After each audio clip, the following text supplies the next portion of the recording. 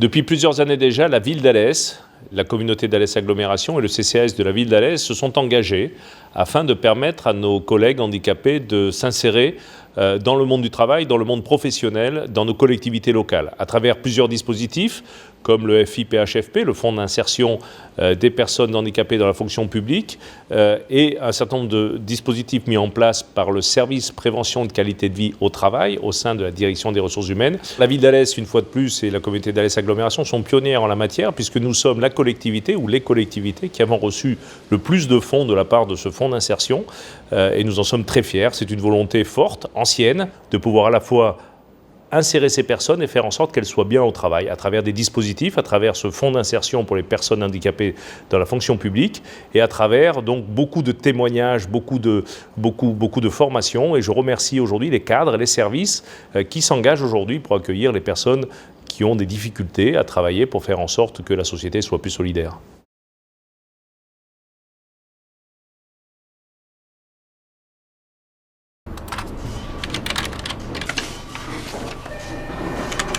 Alors on est d'accord Sandrine, il faut que vous me regardiez ça absolument pour mardi. Ok, pas de souci. Merci.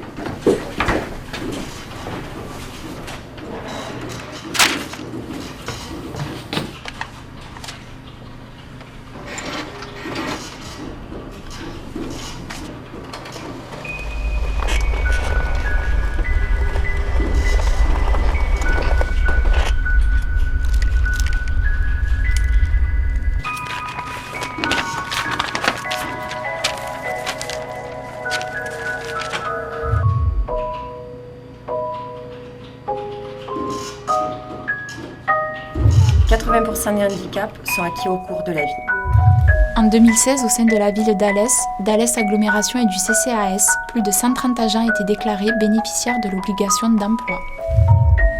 2,5 millions, c'est le nombre de personnes en âge de travailler déclarant disposer d'une reconnaissance administrative d'un handicap. La politique handicap, c'est l'affaire de tous.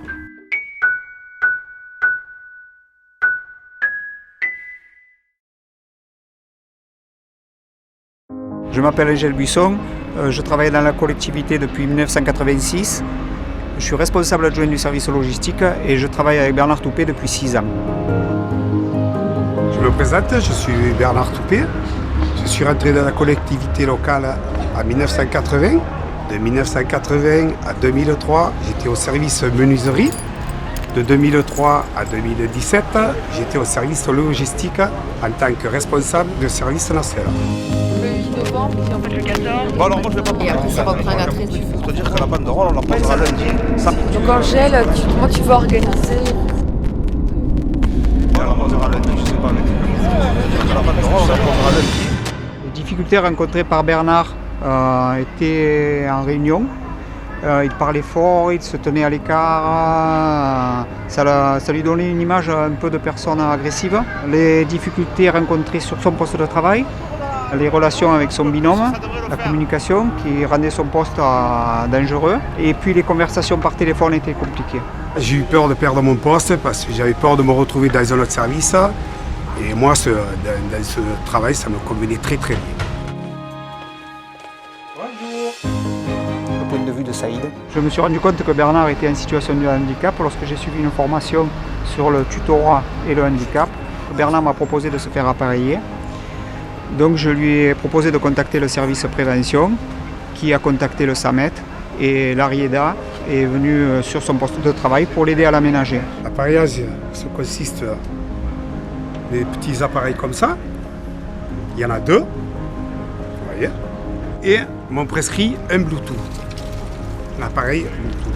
Ce Bluetooth sert à une chose, c'est quand mon collègue il est en hauteur, si on n'arrive pas à se comprendre, je l'appelle par téléphone et on communique.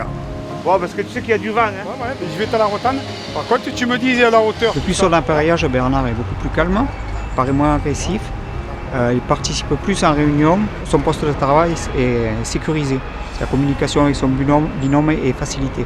Ça m'a apporté sur un plan professionnel et familial d'être plus calme, de mieux comprendre les choses et d'être moins agressif.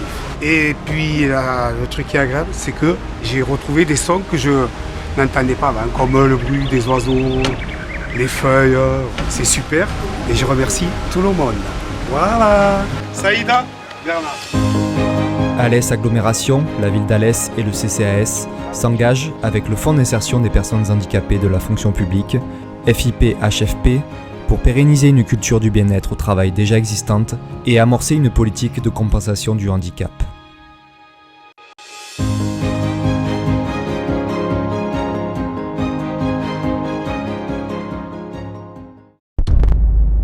Maladie chronique, diabète, dysphasie, dépression, maladie invalidante, surdité, troubles phobiques, cancer, mucoviscidose, handicap psychique, sclérose en plaques, déficience visuelle, 85% des handicaps sont invisibles.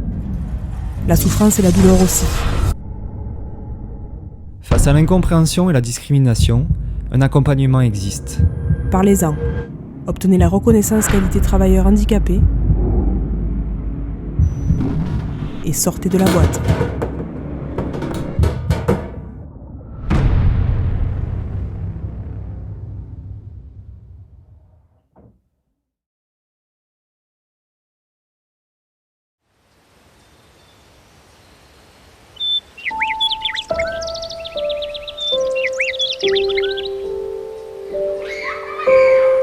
Cyril, 26 ans, a toutes les compétences requises pour travailler auprès des enfants en centre de loisirs.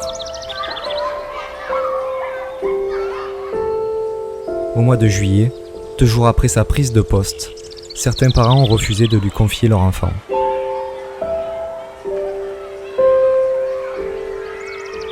Cyril est trisomique.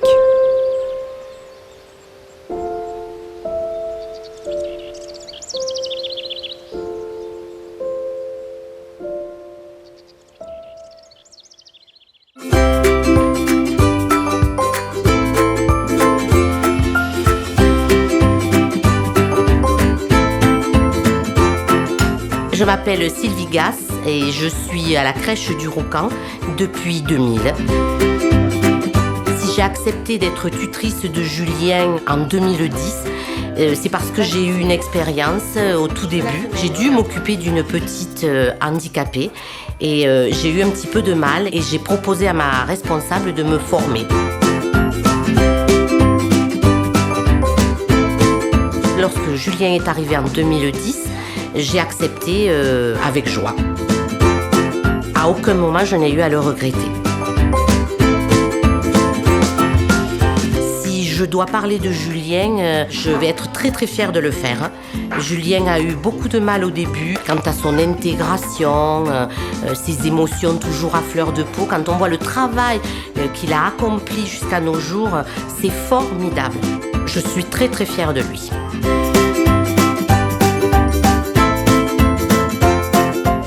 Handicap et une différence. Et la différence peut être une richesse.